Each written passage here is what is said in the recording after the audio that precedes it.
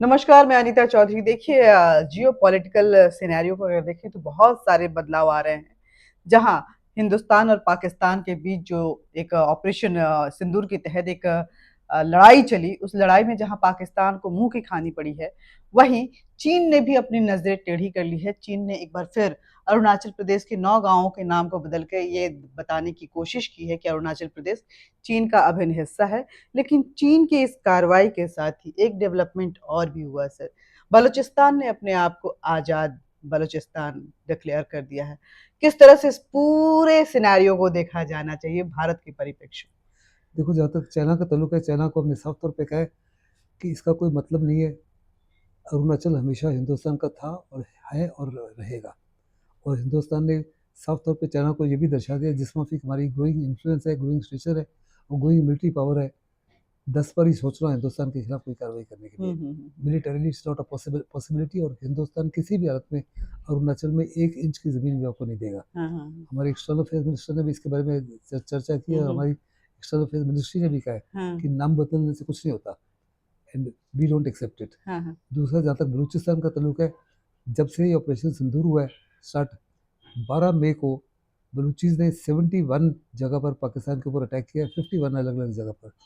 और उन्होंने साफ तौर पे कहा है कि 3 बड़े शहर हैं जिनको हमने पाकिस्तान की आर्मी से लिबरेट करा लिया है। कोयटा जो बलूचिस्तान का कैपिटल है, वजीरिस्तान और कलात। साथ ही साथ वो कह रहे हैं जो बड़ी सड़कें हैं, सड़कों के ऊपर भी उनका दबदबा है। वो जब चाहे ट्रैफिक को रोकते हैं, और जो भी गाड़ियां जा रही हैं, जो कोई मटेरियल ले जा रही है, जो उनके माइंस वगैरह से एक्सप्लॉयटेशन है, उनको बर्बाद कर रही है, उनको पकड़ रही है। और चुन चुन के जो पंजाबी हैं, पंजाबी उनको मर रहे हैं। साथ ही साथ उन्होंने कहा कि हमने ग्वादार के ऊपर भी हमला किया है, जहाँ चाइना का बड़ा बड़ा गढ़ बना हुआ है।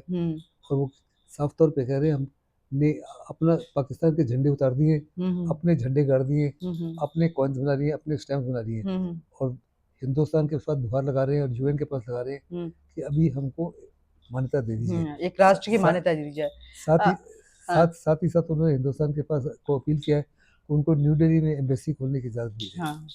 देखिए ये काम पहले भी भारत कर चुका है। अगर हम अफगानिस्तान की बात करें तो पहली मान्यता भारत की तरफ से अफगानिस्तान एम्बेसी को भारत ने ही दी थी विश्व में।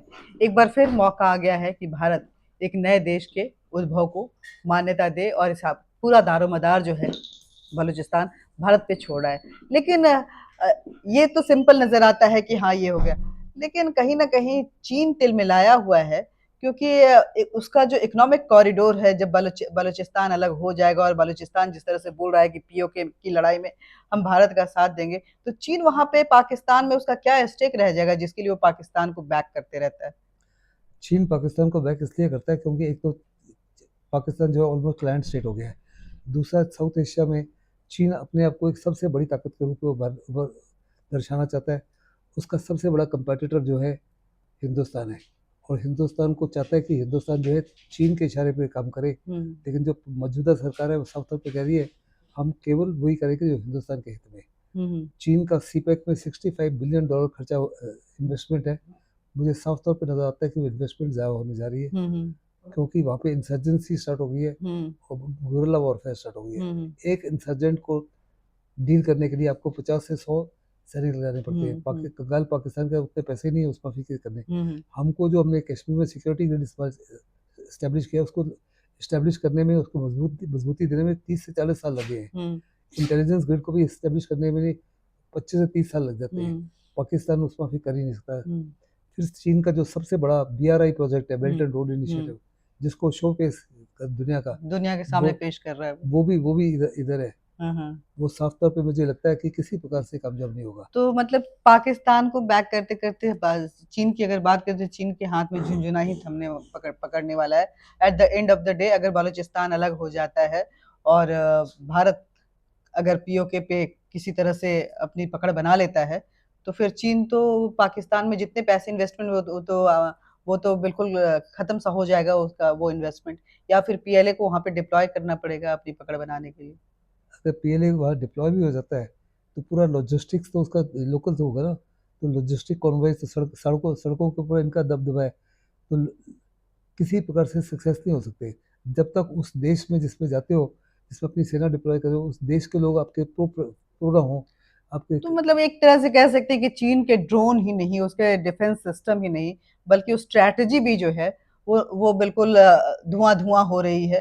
भारत की रणनीतिक जो चालें चल रहा है भारत भारत जिस तरह से रणनीतिक तरीके से अपने विश्व में अपनी पहचान बना रहा है उसके आगे। इसमें किसी प्रकार का कोई शक नहीं कि आज के माहौल में हिंदुस्तान का स्टेचर बहुत बढ़ गया है। ये ऑपरेशन सिंदूर के बाद में हिंदुस्तान की फ़ौज की मान्यता भी जो है आसमान को छू रही है। सब ने देखा है कि हिंदुस्तान ने जो अपने इंडिजिनस सिस्टम बनाए हैं, हुँ। उसने चीन के सिस्टम को तो एब्सोल्युटली बर्बाद कर दिया है। चीन के ना तो एयर डिफेंस रडार्स ने काम किया, ना एयर डिफेंस इक्विपमेंट ने काम किया, ना एयर उसके ड्रोन्स ने काम किया, ना उसकी मिसाइल्स ने काम किया।